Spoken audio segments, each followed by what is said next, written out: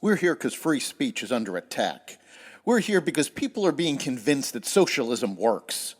We're here because people are being judged guilty until proven innocent. We are fighting back with facts. This is not a safe zone, so buckle up, Buttercup. This is the raw, naked truth.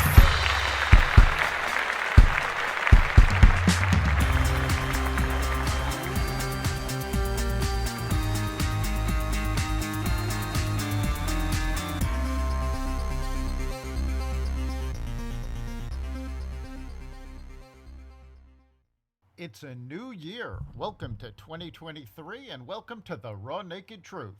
I'm your host, Eric Lupkin, and here's the news you need to know. Southwest Airlines has promised to reimburse customers for meals, hotel, and alternate transportation following its disastrous cancellation spree. The airline cut thousands of flights because of inclement weather across the country and its operational structure, which left it unable to bounce back from the initial scheduling issues. In response to the disruption, Transportation Secretary Pete Buttigieg wrote to Southwest's CEO, calling the cancellations unacceptable. Several senators have also called for investigations against Southwest, with Senator Bernie Sanders, independent socialist from Vermont, writing that the government must hold Southwest's CEO accountable for his greed and incompetence. The airline is expected to resume normal expectations on Friday. The company apologized in a statement saying, "We know even our deepest apologies to our customers, to our employees, and to all affected through this disruption only go so far." Representatives on both sides of the aisle have criticized Pete Buttigieg for his response to the crisis, labeling him an absentee landlord as all of this unraveled on his watch.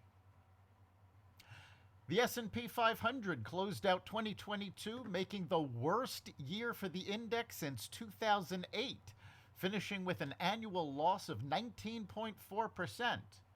It's just the third annual decline since the financial crisis 14 years ago, and a painful reversal for investors after the S&P 500 notched a gain of nearly 27% in 2021, writes the Associated Press. All told, the index lost $8.2 trillion in value, according to S&P Dow Jones indices. All three of the major stocks ended three-year win streaks in 2022, with the Dow Jones doing the best relatively, down about 8.8%, while the Nasdaq fared the worst, down 33.1%.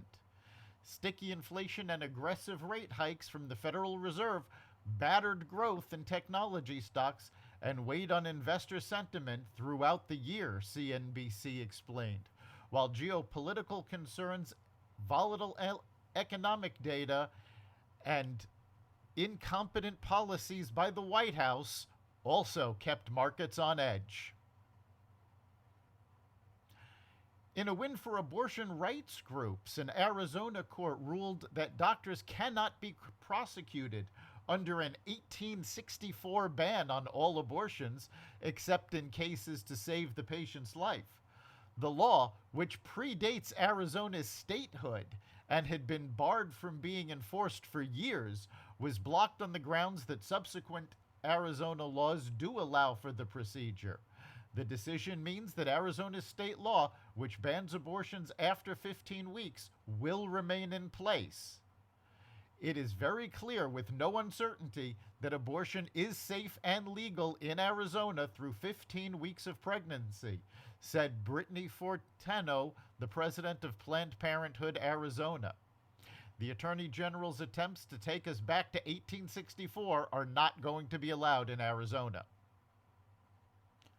Chinese President Xi Jinping and Russian President Vladimir Putin met virtually before the new year to solidify their partnership. The meeting comes as Russia faces unprecedented pressure in the war against Ukraine, CNN reports. At the same time, China is facing the repercussions of its zero COVID policy and a new rise in COVID cases. Both countries have continued to strengthen ties amid global opposition. China notably has refused to condemn Russia's actions in Ukraine, opting instead to blame the U.S. and Western allies for the escalation of conflict.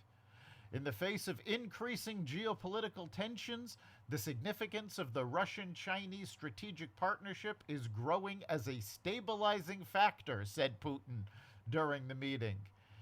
Added Xi, in the face of a difficult and far from unambiguous international situation, we are ready to build up strategic cooperation with Russia.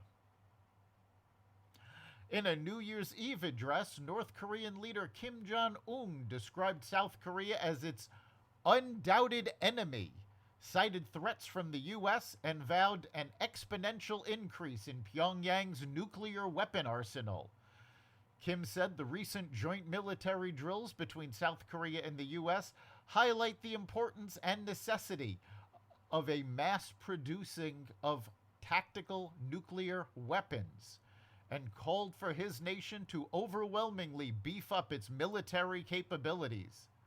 South Korea's defense ministry responded to Kim's threats by calling his comments provocative language that seriously harms peace and stability of the Korean peninsula. On Saturday, North Korea also said it tested a number of nuclear-capable short-range ballistic missiles, followed by another test on Sunday.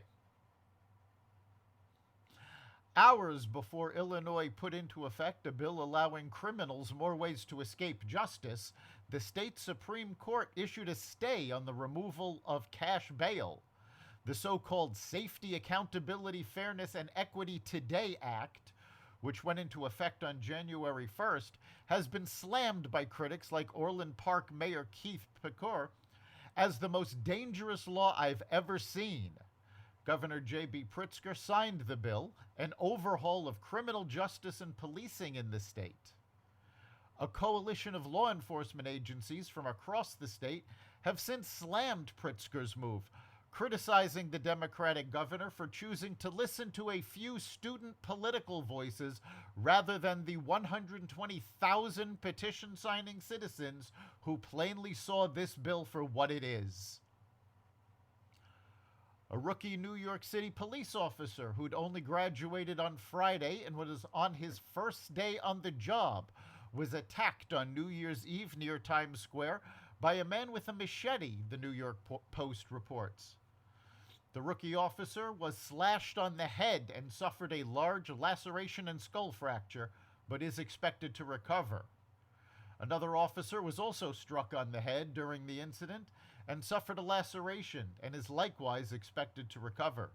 The police shot the 19-year-old suspect during the attack, striking him in the shoulder, according to sources. He was subsequently arrested. I want to be clear that the FBI, through the Joint Terrorism Task Force, is working very closely with NYPD to determine the nature of this attack, the FBI's Michael Driscoll told the press. Mayor Eric Adams stressed there is no active threat to the city. That's the Raw Naked Truth. You can catch every episode of the Raw Naked Truth at xvadio.com/podcasts, the Apple Podcasts app, Google Podcasts, Spotify, iHeartRadio, Stitcher, Audible, Amazon Music, and other platforms that respect freedom of speech. We'll see you next time.